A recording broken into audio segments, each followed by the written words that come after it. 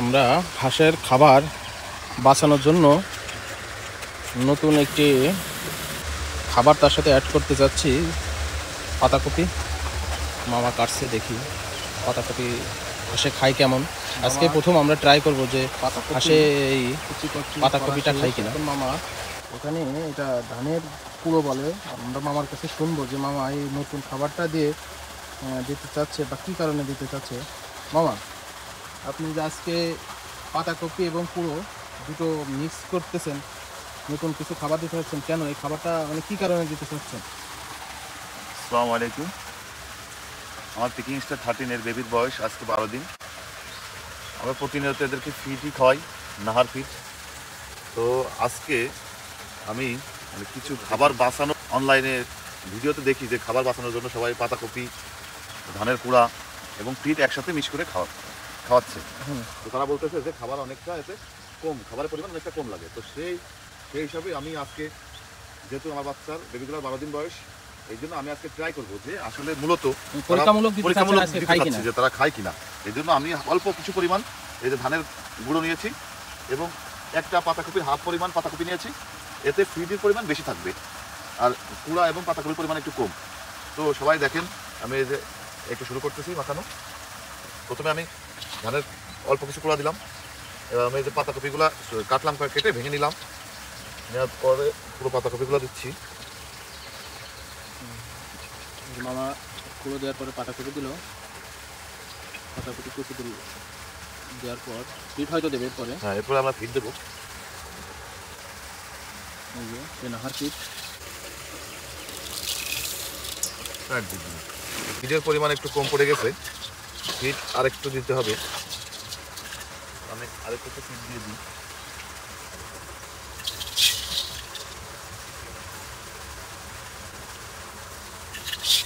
ফিডের পরিমাণ কম হইলে হয়তো বেবিরা নাও খেতে পারে।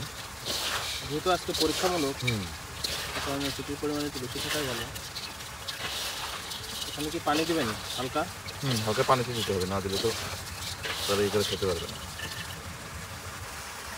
আমরা এবার একটু পানি দিই।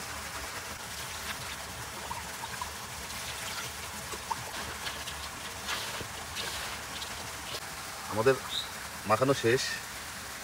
আমরা এবার আমাদের এখনো যেহেতু নতুন, যেহেতু আমরা এখনো ট্রেটা কিনে নাই, আমরা রিসার্চ করবো যে বাস্তবে খাই কিনা। খাওয়ার পরে আমরা ট্রে কিনবো। আমাদের একটা বাতিল গামলা, পানি মনে হয় লাগবে না। দেখি আমরা এখন হাঁসের সামনে দিব, হাঁসগুলো খাই কিনা আমরা দেখবো।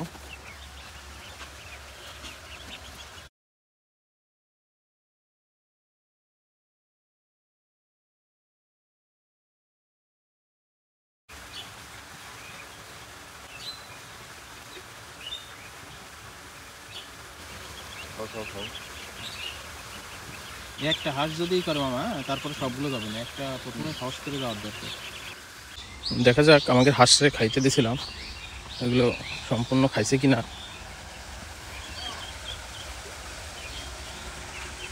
দেখেন হাঁসে যেটুকু খাবার আমরা পরীক্ষামূলক দিছিলাম যে খাই কিনা, হাঁস সম্পূর্ণ চেটে পুটে খেয়ে ফেলছে। দেখেন একটু খাবারও ওখানে নাই। ইনশাআল্লাহ তাহলে আমরা প্রতিদিন হাঁসকে এভাবেই খাবার কিছু দিব। আমরা পরীক্ষামূলক অল্প কিছু খাবার দিয়েছিলাম, হাঁস সম্পূর্ণ খাবার একবারে চেটে পুটে খেয়ে ফেলছে। মামা হাঁস তো সবই খেয়ে ফেলছে দেখলাম। মাশাআল্লাহ মাশাআল্লাহ, হাঁস পরীক্ষামূলকভাবে যে খাবারটুকু দিয়েছি তারা একেবারে সবই চেটে পুটে খেয়ে ফেলছে। তো আমি দর্শকদেরকে বলবো, যারা পিকিং স্টার 13 হাঁস পালন করেন, তারা ফিড খাবার পাশাপাশি এই খাবার বাঁচানোর এই নিনজা টেকনিকটা ব্যবহার করতে পারেন আপনারা সবাই। ধন্যবাদ আপনাদের সবাইকে।